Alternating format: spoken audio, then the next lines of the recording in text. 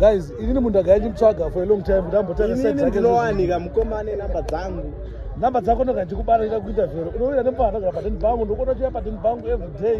Problem interview unobva watiza.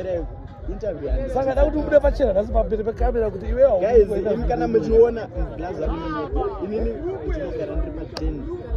Pandisikawanike isande.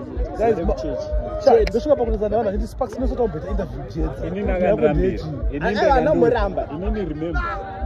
Ini mapaza ndakachinetsa. Sparks chimbotedzera Jedza. Sparks ndakumbota interview Jedza. Wewe usinere Jedza. Blazi pateni bangu ndakakuratidza ine. Musiyatina. Tina kuti wakatondirambira. Anomukora akarambira kuti sei. Ngatironge Jedza. Ore, ngatironge Jedza. Munhu wese aneti. Vanhu recommend section vanokasarika.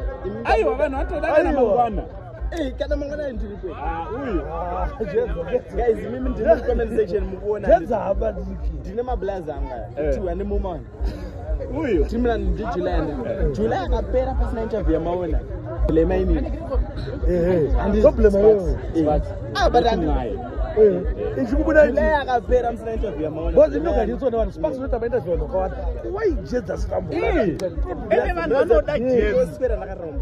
Mazana nsuku 8 muziya. Zora ndowanika chete isana. Iratsika wanika isana. Right, ndikubatika mangwana. Ukuya. Mangwana imanda nditi. Mangwana imanda. Ndikubatika mangwana. Tuesday Wednesday interview ngechibuda. Friday interview ngeri pa masaisa. Saka po.